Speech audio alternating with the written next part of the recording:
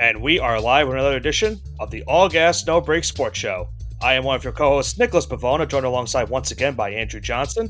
As Week 4 in the college football season has officially wrapped as of this past weekend, as we now move in to week number 5. A couple of upsets happened this week. Some near upsets as well happened.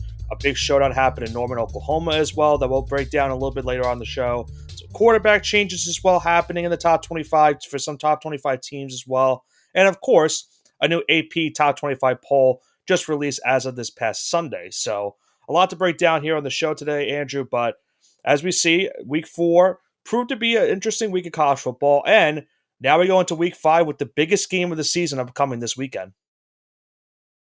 Yeah, another crazy week in college football, and expect the unexpected. Let's just go straight into it. Yeah, and the first game we'll go into is this game between Illinois and Nebraska. And this was a game that didn't take place on Saturday. This was a Friday night game. So you got a Friday night under the lights game if you want to put it in that way. And a big matchup with the Big Ten, obviously. The Illini coming into this game, first time ranked in what seems to be a long time for them.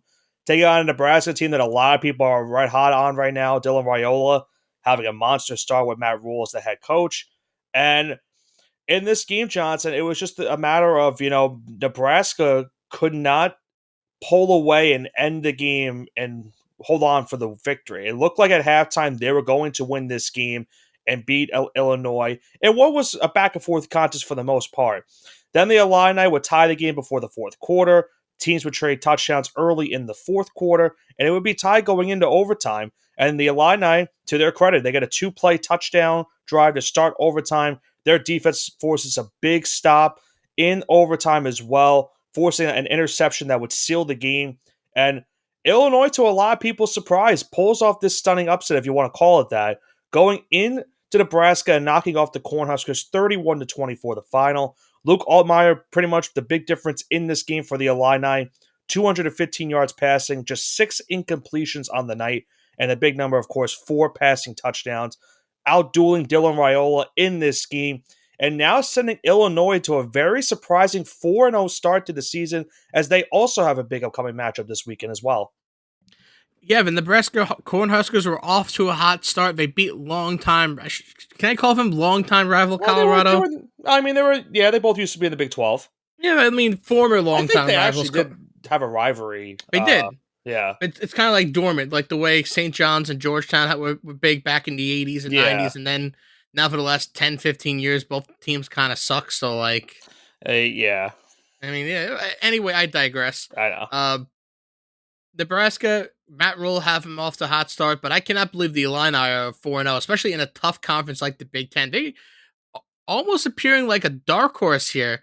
I don't think they'll go all the way. I don't think they'll make the Big Ten championship game, but they're right there in that second tier. If that first tier is Ohio State, Michigan, Oregon, they're right there in that second tier, probably with Iowa and Penn State. Well, remember who their head coach is, and it's a guy that you and I are both familiar with, and Brett Bielema, a former Patriot assistant as well as a New York Giant assistant coach. And the last time we saw him as a head coach in college football before this team was obviously at Arkansas, where he did some good things with the Razorbacks. But now, this is his 4th year, or his third. I think this is his 4th year with the Illini. And this is probably the best team he's had so far. They're off to this 4-0 start. They, as you mentioned, have been really surprising a lot of people with what they've been doing this season overall. And obviously with the 4-0 mark, that's certainly something to be very proud of if you're an Illini fan. But as I mentioned, huge game and huge test for them this upcoming weekend. And I think that's where you're going to finally, you're going to get that sense of, is this team for real? Or, did they just get, very grateful to get those 4 first victories of the season? They've beaten already 2 ranked teams on the year, that being at that point Kansas, who was ranked, and now this past weekend against Nebraska. But they go to Happy Valley this upcoming weekend, and that's not an easy test to go into Happy Valley and try and knock off Penn State. But that's going to be their first test of the season. And then after that, they still have a game against Michigan, and then, of course, they go into Eugene to take on Oregon. So those 3 games are really going to decide if Illinois is truly going to be, as you mentioned, that dark horse in the Big Ten. But it all comes down to, first off, getting through this game this upcoming weekend. Can they knock off Penn State? And what a lot of people think to be Penn State should be the one to get the victory in that matchup with the Illini this upcoming Saturday night. One Now, sidebar here, not really about college football, but kind of about college football. You mentioned former Belichick assistant here coaching the Fighting Illini. Brett I Bielema, yep. have a I have a working theory here about former Belichick assistants. They don't tend to be good college head coaches, but they turn out to be really good coordinators and really good college head coaches. That's the working theory I have right now. Did you And mean it's to good to say NFL head coaches? yeah, no, they turn out to be good college head coaches. Because you know, I remember Bullet Bill O'Brien, or I should call the No, I Teapot know. in Boston College right now. You started off by saying they don't turn out to be good college coaches. Yeah, Did you mean to say yeah. I'm sorry. NFL? Good. Yeah, I'm sorry. Yeah, Good I NFL know what head you're getting at. coaches, good coordinators like Josh McDaniels, Brian Flores is doing a hell of a job of the Vikings defense right now, Yeah. and it looks like they're pretty good college coaches too. So I don't know why they can't really bridge the gap and be the NFL head coach, but it seems like they're great coordinators and looks like great college head coaches so far. Yeah, so far, I mean, listen, we'll see what happens. Obviously, Bill O'Brien, you mentioned him. He got another win this past weekend, that thrilling matchup with Michigan State. But they seem to have, obviously they're good coordinators. They've had their ups and downs as head coaches. I guess you can say Saban technically is in that Belichick tree, and his NFL He career didn't is. really work He out is. well.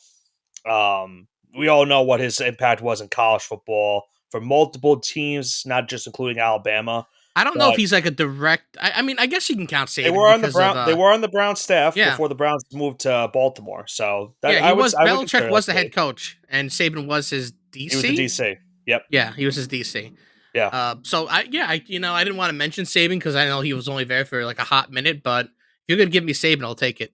I mean, that's probably the best. That's by far. I mean, it's not saying much, but it's definitely the best example of someone succeeding under the Belichick tree. Because you've had other guys being coaches in the NFL, like try to dip their toe into college, and most times it doesn't work out. But you're seeing guys like Bert Belima, who wasn't originally a disciple of Belichick. He kind of was there at the end. I wouldn't say near the end of Belichick's tenure, but pretty much towards that end. And then um, Bill O'Brien as well. We've seen what he's done multiple times in the NFL as well. Now his second college coaching job, and he's doing a good job at BC as well. They were ranked at one point as well this season, and Bielema's doing a great job with the Illini so far this upcoming year. So we'll see what they do against Penn State this upcoming Saturday night, which we'll break down in the mushing hour later on. But we had a huge matchup in the Big 12 as well this week, Johnson. Matchup between our two teams that we both picked to win the Big 12 at the end of the season, that being the matchup between Utah and Oklahoma State. The big story going into this game was the status of Cam Rising, the star quarterback for the Utes. Was a game time decision going into this one. Unfortunately, was not able to make the start. But despite that fact, Johnson, Micah Bernard, the big difference maker in this game for the Utes, with 182 yards rushing, and their defense played a strong game. Ollie Gordon, the star running back, really had nothing going on the ground.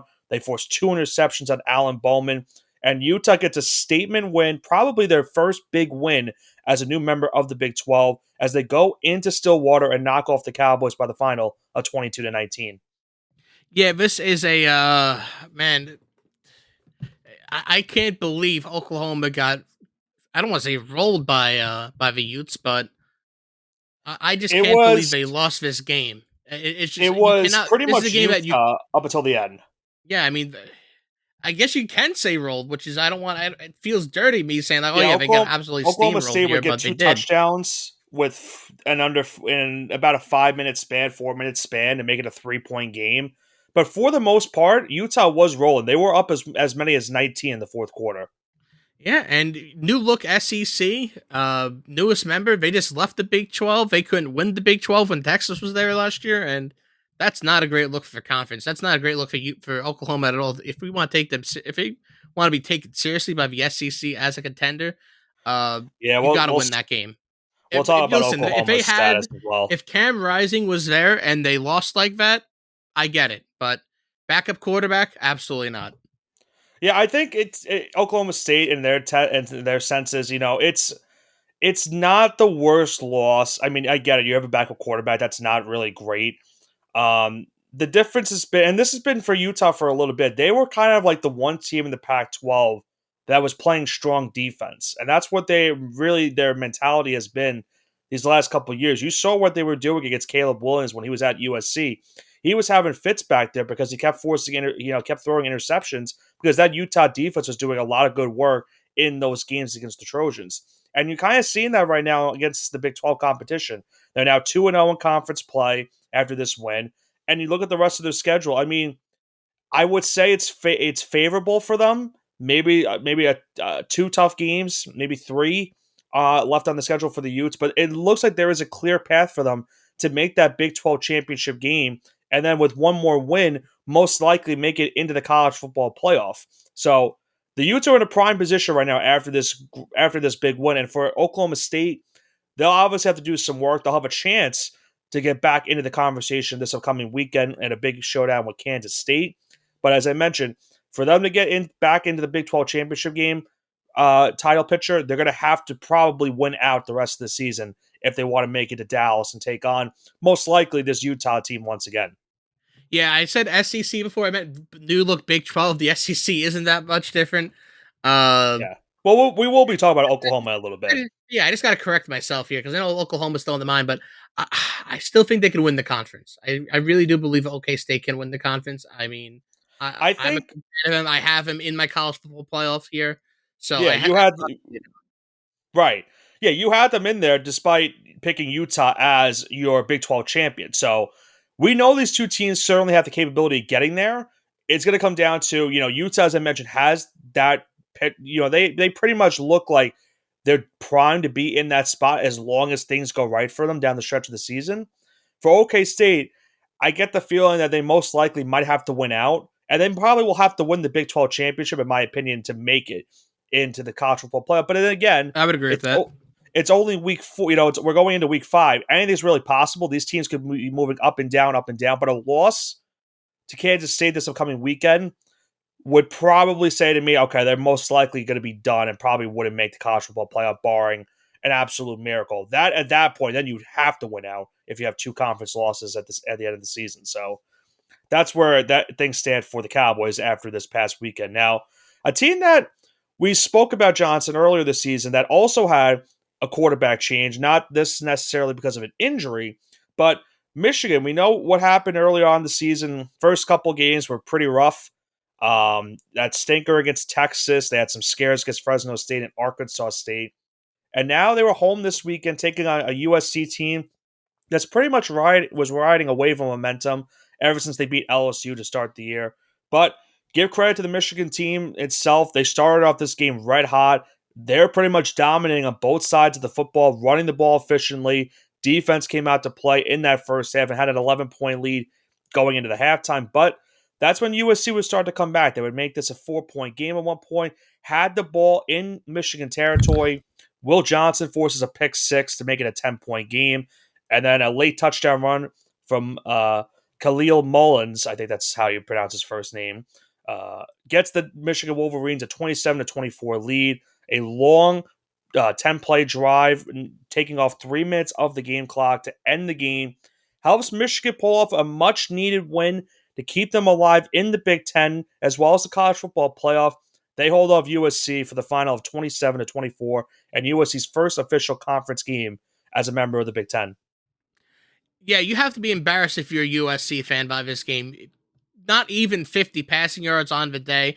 We knew Michigan was the king of the run game last year, but you were five. I know. Listen, 5.5 point favorite. You're on the road. I get it. Maybe you're not going to cover. I personally had Michigan covering this game. I didn't think they were going to win this game outright, but I at least knew they were going to be close to I it. But didn't I didn't like USC's chances just because everyone was pretty much overhyping them after the LSU game. And I think I mentioned this last week on the show. I said Michigan and LSU's defenses are a completely different style. Michigan, we know, has that defense. They are a good defensive team. The Texas game is an outlier, and that's what it right being, because that Texas team offensively is one of the best in the country, if not the best team. You could make that argument. Now, you go into this game, you're going into Ann Arbor, and let's face facts. Most of these guys on USC haven't really had that exposure to playing in a big atmosphere like Michigan. And it kind of showed in that first half. Now, to their credit, they had a much better second half offensively, albeit that one pick six, which evidently is the difference of this game. But they played a better second half of this one, which is good. I guess a good underline for them throughout the rest of the season. But now both teams have one loss in the season, and we know how hard it is in the Big Ten to get conference wins with the way the competition style goes for the rest of the teams in the conference. So they'll have to bounce back, surely. The good thing for them, I guess, is that they don't really have a true another test on the road this upcoming season. Um, so pretty much the rest of the big games are at home. They games against Penn State, Notre Dame. They play Wisconsin this upcoming weekend. So that's at least good for USC. And then on the other flip of things for Michigan, yes, obviously passing is still a concern that they're pretty much a one-dimensional team right now, especially with Orgy playing a quarterback because that's what he is. He's a scrambler. Um, but I mean, it's not the first time Michigan has done an offense like this. They had guys like Denard Robinson doing this back then, and they were able to get away with that a couple of years ago, pretty much a decade ago, which is crazy to think about. But if you look at Michigan's schedule, pretty much the biggest test for them left going. Illinois, though, if they keep playing the way they're playing, that's going to be a tough game. They have the national championship rematch coming up soon. And then home game against Oregon, and then, of course, the end of the year with Ohio State. So there's still time to tell how these two teams will finish and if they will have any hope to making the college football playoff. But they did put out a nice showing this past Saturday that shows what the future of this new Big Ten could look like. Yeah, this new Big Ten is full of surprises. It wouldn't really. Would you be surprised if you have two or three Big Ten teams in this college football playoff? No, The not way it's not at set up, all. I no, it would. You could easily say it's not gonna be Michigan, but you could easily say Oregon, Ohio State, and Penn State. Those are the three I think which are realistic. Yeah, I think when we came into the season, I think we expected Ohio State and Oregon to make it just because we knew what they had on paper.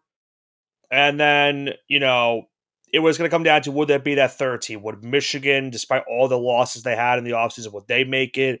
Penn State, you never know with them. It really comes down, in my opinion, it probably comes down to those two teams. I'm still not sold on USC just yet.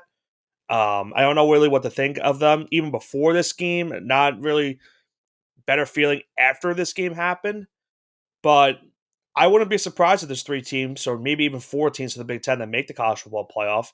The problem is the way the SEC is going right now, they pretty much could be taking up 5 or 6 spots at this current rate. If we see a college football playoff where it's 6 SEC teams, 4 Big Ten teams, and then there's 1, 2, that would be And, absolutely and one of absurd. those and one of the spots is to be taken up by a group of 5 team.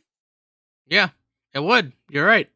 Yeah. So still a lot of craziness left in this season. And it's only, like I mentioned, it's only week 4. But speaking of new conferences, the final game that we'll be talking about this week, and then we mentioned a little bit earlier on in the show, is the matchup that happened in Norman this past Saturday between Oklahoma and Tennessee.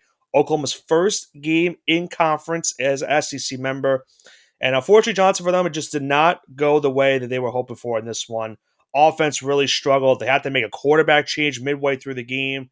And Tennessee, they didn't play a great offensive game in this one, but they played I would say, a conservative style of offensive type of game where they didn't need to put up a lot of points. The defense played really strong in this one, and they were able to get the 10-point win on the road, 25-15. An early statement for a Tennessee team that, let's face facts, Johnson. You and I did not put them in our college football playoff to begin the season, and it really wasn't a testament of how Tennessee is. It was more of there's How so strong many the SEC is. right. Like they still have to play Alabama. They still have to go to Georgia, and who knows what the rest they do the rest of the way in conference play. They maybe they have a fall thing. I mean, their next game is going to be at Arkansas. That could be a trap game for them in that one. But Tennessee has looked pretty good the first couple of weeks of the season, and they're certainly a team to look out for making the college football playoff this season if they are able to get to that stage. But of course, if they want to get there, good, criteria to ensure that they get to the college football playoff is to be in that SEC title game. Do you think they actually make the SEC title game, though? I mean, Uh, we have to start having they the have conversation now. they have to win one of the games against Georgia or Bama. That's the only way. If they That's win why one I'm of those, hesitant. if they win one of those games, they're gonna. I think they get in. Uh Actually, now that I think about that, I don't know. It's tough because Texas plays Georgia. We know we have Bama and Georgia this week. I think anything is really possible if you think about it. But it could come down to Tennessee if they were able to win one of those two games against Alabama or Georgia. I think you can make that argument that they probably get into the SEC championship game. Yeah, I mean, it's definitely a possibility. That's why we have to talk about it. Georgia doesn't seems mortal for the first time in since their loss last year. Yeah, that last. I mean, the good thing for Georgia is that last game was bad. They had a week off to now prepare for this Alabama game, but I mean, it's the biggest game of the year by far. It's the first matchup, probably maybe all year we're going to have potentially. I mean, we do have Texas and Georgia eventually, but it's the first matchup this season where we have two top five teams playing each other this year. And I think when it comes down to it, these are the top two teams. A lot of people can make the argument that these are the top two teams in the entire country, despite how they looked so far. I mean, Bama has looked great, even if they haven't played the best of competition yet. And Georgia started off hot the first two games, but the last game was really bad. And I think no matter what, you're going to get a fantastic game between these two teams on Saturday night. It's going to be one for the ages. But with that happening, it leads us now to a new AP Top 25 poll. Now, if you look at what happened this past weekend, Johnson, the top four teams pretty much stay the same, with Texas, Georgia, Ohio State, and Alabama, and that's in that order. Tennessee leapfrogged Ole Miss with their win over Oklahoma. We saw Utah now into the top 10 after they beat Oklahoma State. We saw Missouri almost a near disaster for them this past week, and they had to hold off Vanderbilt in double overtime. They did fall down 4 spots because of that. Michigan now moves up to 12 after their big win over USC. We saw Louisville move up a couple spots. Clemson's moved up a couple spots. Illinois, of course, they moved up a bunch. We saw Oklahoma State and Oklahoma both fall, as well as Kansas State, who lost to BYU, who is now a new member of the top 25, as well as Boise State. And right now, Johnson, Boise State would be that team that if the season ended today, they would be that group of 5 member to make it into the college football playoffs. So there's a lot to unfold for this past weekend, and with still a bunch left in the regular season, there's a lot to look forward to how this can all unfold and finding out who our top 12 teams are going to be for this year's college football playoff. I just want the record to show that there's 9 teams from the SEC in the top 25. Yeah. I want to point out the absurdity of it. And South Carolina, Arkansas getting votes. I So mean, there's 5 in the top 6. yeah, I mean, if you wanted to say 5 in the top 6, it's Ohio State. It's Ohio the State, SEC it's the SEC and Ohio friends. State. Yeah, it's the SEC friends and Ohio State in the top 6 right now. Right. It's crazy. And if Missouri doesn't And have their faulting against Vanderbilt, they're probably number 7 still. yeah, I mean that's yeah. If they don't have that scare against Vanderbilt, and I do want to say about the AP top 25 poll, I am very happy that teams that are 1 and 2 or 3, 4, 5, whatever, sometimes even if they're 11 or 12, whatever, if they play really bad against a team that is not so good, that we know is not so good, they get penalized even if they lose. Right. If even they win, excuse me. So I like know what you're getting at. Missouri played awful against Vanderbilt, and years past we were like, well, you can't demote them because they won. Sure, you can. If the team below you played way better against a better opponent, and you completely just stunk up the field for 60 minutes of football, you should be punished for that. And I'm glad that the new voters are kind of saying, you know what, yeah, that If makes not for sense a to missed me. field goal, that game goes to triple overtime, and who knows what happens. Missouri might have could have Yeah, lost that game. yeah, Missouri deserved to go down 4 spots. I would even venture to say they deserve to go down below LSU. I'd put them at 15, to be honest with you. I wouldn't have gone that far. I would have been okay with Michigan going over them just because of them beating USC. USC, that's what, and then I think Yeah, USC. If USC and Michigan are close, I'd put them down right there. And you know what? that's LSU had a fair. better win. That's where I'm coming from right now. So That's where fair. that was my logic behind that. Now, if you look at this upcoming weekend, the big matches that we're going to be covering today on the Mushing Hour, it's a lot of ranked matchups. Pretty much, I think every game we're going to be covering besides one is a matchup between 2 ranked teams.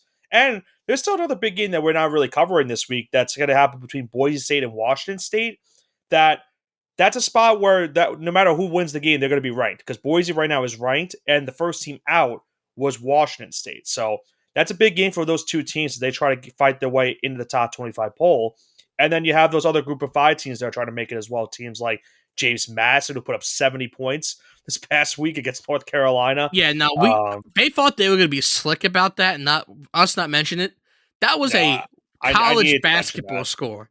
That was an NCAA basketball What score. was If the you final? told me 70 to 50? 70-50, if you told me some team won 70 to 50, I'm like, oh yeah, it's just a really bad offensive basketball game. Actually, had the under in that game. Yeah, the under was done by 5 minutes It was done by into the pretty. second quarter. Yeah, that was bad. And yeah, there's been rumors Mac Brown might be leaving at the end of the season because he's not happy with the He's way. old too. I mean, I don't blame him. He should retire. Yeah, Retire with dignity. I thought he was done after Texas. I'm surprised he even took another head coaching job to begin with. But yeah, there's a lot to unfold for this past week. And how about I also want to give a shout out to Navy? They've been playing some good football as well, Johnson. They might be a sneaky team. They might be the team that makes it in the college football playoff. That would be fun to see Navy in the CFP this year with that It Navy would. With style that offense offense, they I would have. love to see that. I'm telling you, that would be a fun sight to see if they were able to get into the college football playoff. But they have a couple teams ahead of them right now in the group of five. They need to get past teams like Boise, as I mentioned, UNLV, James Madison, Liberty, and I think that's it pretty much for the group of five. I'm still holding hope for Tulane to get there, but I don't like my odds at this point, even though they won this past weekend. But with that being said, Johnson, it's now going to lead us to our favorite segment of the show, even if we've been doing terrible this season in terms of picking these games, the mushing hour. Yeah, I don't even want to talk about my record. My record continues to get worse and worse every day. Just fade me at this point. Maybe you can listen to me via NFL because I'm only a little bit below 500 in the NFL. I had a strong week there, but yeah, 1-4 last week, not ideal. I have to Both of start us double going one and picking games. four. I really have to start double picking games. That's what I have to do. Both of us going 1-4, and the only game we got right was the USC Michigan game, which we both took a different pick in that game, but we still were able to get that one right. Yeah, However, the rest it's of the slate, magic. not good. Yeah. All I can say is I had another bad beat with Oklahoma State. I had them +2. They lose by 3. It makes so much sense.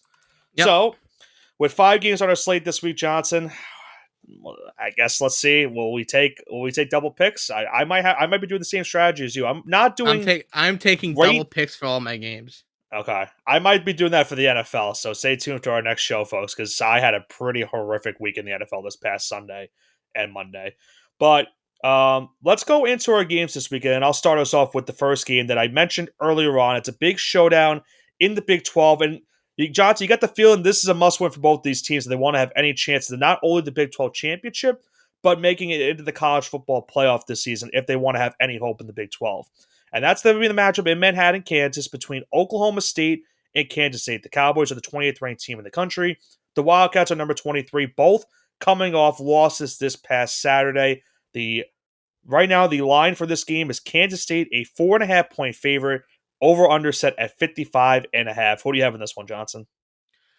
Alrighty then. I have Oklahoma State plus 4.5 because I took them to win the conference, so I have to have faith that they will cover and give me the over because it's a Big 12 game. Well, remember, you took Utah to win the conference. I'm sorry. I have them in my You playoff. have them in the Excuse me. CFP. You still have them in the Yeah. CFP. Yeah. Yeah. I literally said that earlier, and It's this okay. just ignore what I said. Well, I took them to win the Big 12, Yes. so it's understandable. Now, I obviously need them to win or I guess cover. So, unfortunately, you know what? Screw it. Screw the cover. I'm just gonna take the money. I'm just gonna take the money line. Screw it. Why not? I'm already down bad as it is with the picking. I might as well just go full in and just make sure I can get the job done. Did you have a second pick for that game? I didn't hear if you had I anything. also took the over. You also took the over. I mean, I'm going to stay away from the over-under in that one because the Big 12 defense has been very weird this season. They actually have been playing somewhat decent defense, which is weird. Are the Pac-12 teams introducing a new style of defense in the Big 12? I never Maybe. thought I'd say those words. Anyway, I'm just going to take Oklahoma State money line as my pick for this game. What do you have for the next game, Johnson? The next game we have the Notre Dame Fighting Irish at home, number 16 in the nation, are being visited by the number 15 Louisville Cardinals. Notre Dame is a 6-point favorite at home, and the over/under slated at 46.5. Give me ND -6 and the over here. Oh, back-to-back overs. Okay. Back-to-back overs. I can't tell if that's a good thing or not. And ND, I will say it, ND Over is Over is a lock. that that is a ballsy pick, folks. That is a very very ballsy pick to take. Um, I mean, we saw what happened last year with these two teams. Louisville pulled off the big win on the at home, pretty much ended Notre Dame's any hope for Notre Dame to make the college football playoff last season. And I think you get the sense here again, Johnson, that no matter who loses, if whoever loses this game is probably pretty much done in the CFP as well. Notre Dame is still trying to bounce back from that earlier loss to an unformentioned MAC team that, by the way, lost this week too. Northern Illinois lost to Buffalo, so that was a pretty much shocker in the MAC that we had this week. But getting back to this game, I don't know if I have much faith in Notre Dame -6, so I'm going to take them alternate spread -3 in this one. I think they still get the job done being at home, and I think I'm also going to take the under for this game. So I'm kind of fading you in a little bit. I just don't trust Notre Dame's offense to put up a lot of points, albeit they had that big game against Purdue a couple weeks ago. Now, the next game we have on our slate is the second game of Oklahoma's existence in the SEC as they go into Auburn to take on the Auburn Tigers. Now, this is a game, Johnson, that's pretty much it's kind of funny in a sense. Both teams are going to be using their backup quarterbacks in this game, I believe. Arnold for Oklahoma got benched for Hawkins, who played the rest of the game against Tennessee. And Auburn, in their game against Arkansas, had both quarterbacks play, and they pretty much both had a bad game. That's just kind of sugarcoating it. I can't really put much more faith into it other than that. They originally started Hank Brown. He threw 3 picks. They brought back the original starting quarterback, Peyton Thorne. He probably starts in this game. Now, the lines for this game is Oklahoma on the road, -2.5 point favorite. The over-under 45.5. Who do you have in this one, Johnson? That is a great question. I'm going to repeat the overs. I'm going to take the over, but give me Oklahoma -2.5 here too.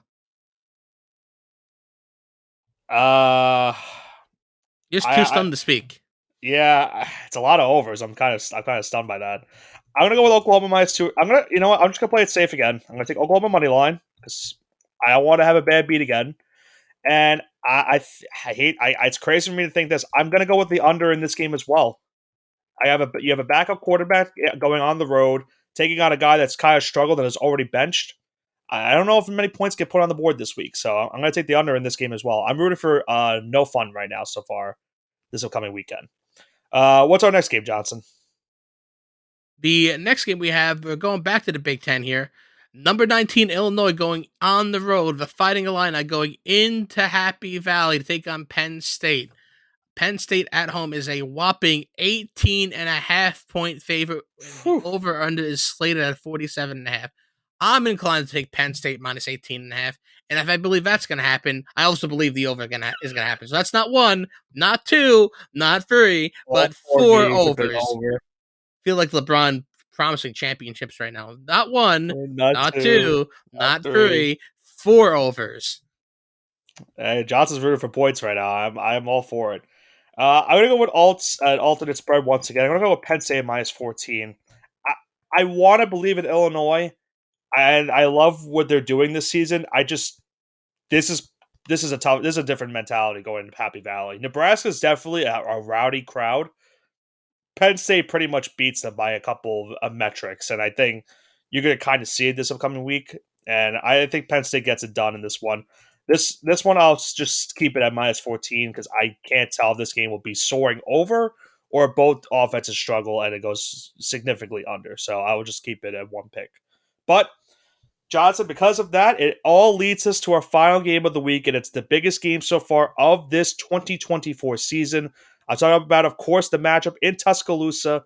Number 2 Georgia going on the road to take on number 4 Alabama. Georgia, surprisingly, Johnson, is going into this game on the road as a 2-point favorite with the over-under at 48.5. It's crazy to think that Alabama at home is as a home underdog, excuse me. So with that being said, who do you have winning this game? I have Alabama to cover, not to win. Alabama +2. And I'm taking the under in this one because I think it'll be like a 21-24 victory for someone. Maybe 19-21, something like that. So give me the under this game. Someone's going to miss a field goal. Someone's maybe going to go for an extra point and not get it. That's why I think the victory is going to occur for Georgia. Maybe Alabama is down like 20 to 21, 20 to like let's say it's 21-20. They got the touchdown, they go for the extra point. They go for the 2 point, they miss it. Something like that's going to happen. So give me Alabama +2 and the under here. Oh, going the under. So 4 overs, and we ended with an under. It's SEC. They actually play defense. Well, it's tough because Alabama is by far one of the best offensive teams so far in the nation, the way this season's gone. But in fairness, this is Georgia, and we all know how these two teams face each other. Now, the last time they played was the SEC title game. That one went to 41 points, the final on that one being Alabama getting the win. I will go with Alabama +5, another alternate spread for me. It's kind of a little bit of a theme this week for me. I'm going to play it safe with that. And call me crazy, I will go with the over. It's kind of I'm going to be fading you just a little bit once again. I think both these offenses are going to come to play. They're going to have to score points because I just see Georgia's had that rest, and I feel like their offense is going to come back to life in this game. They're going to need to if they're going to have a chance to beat Alabama on the road. I call me crazy. I think if I had to pick between these two, I think Alabama gets the win. I think All right, that's why I took Alabama +2. I think they can win if you can give me points too. Then give me the points. Listen, keep in mind also this is their first big game without Nick Saban. Kalen DeBoer is going to have his first crucial game as the head coach of the Crimson Tide in this one. So if he's able to get the win and gets Kirby Smart in Georgia, that might be a early sign of things to tell what this Alabama University team can be, not only for this season but for the near future as they try to build a life without Nick Saban as their head coach of this university. But that is our picks for the Mushing Hour. Take it with B how you want to take those picks because take it with a heavy grain of salt. I am 6-21. Please beware. I am 12-16, so that's not bad actually. That's still salvageable. It's all right. It's all right. It could be better. You have a couple weeks where you have a couple weeks where you go like 6-2 or like 6-3. Like you're right back in it. So if we have a week this week, then I'm right back into the green. That's all I'm hoping for. But I'm going to say this now, Johnson, and I already mentioned it earlier before we started this Mushing Hour. Expect this from me in the NFL picking as well because I'm doing even worse in NFL this season, and I need to make up some games. So expect me to do double duty in those. So was I better in college? I was better in NFL last year, and you were better in college last year, right? Yes. So the trend is still continuing for both of us because I'm horrific right now in college, and you're horrific in NFL, and I'm doing okay in NFL, and you're doing okay in NCAA. Yeah. Yeah, so trends continue, people. So take Nick's picks for this and fade me. Take some of them. Don't take all of them. Yeah, just fade me, all right? Fade me for college, please. Fade me for the NFL. But as we know, with it being NFL and NCAA season, there's still one more episode for us to record, Johnson, and that is the NFL, which we'll be just recording in a little bit, and you guys will be hearing it just a little bit as we break down Week 3 of the NFL season going into week number 4. And hopefully, for our sakes, maybe we have a better Mushing Hour. At least for me, I hope I have a better Mushing Hour in that one. But we'll see how that one goes as we wrap up tonight's show with our college football Week 4 recap going into now Week 5 of this college football season. So, for Andrew and myself here on the All Gas Not Break Sports Show, that is going to do it for our first edition of our show this week. A big week number 5 is surely in store for us in the college football season. As I mentioned, a monster game in Tuscaloosa, the biggest game of all of the entire year. Number 2 Georgia, number 4 Alabama. Big time spectacle this upcoming Saturday night. Let's see how that one goes, and we'll recap it here next week on the show and see how the top 25 gets shaken up. This has been Nicholas Pavona, joined alongside with Andrew Johnson for the All Gas No Break Sports Show. Have a great rest of your day, and we'll see you for our NFL episode.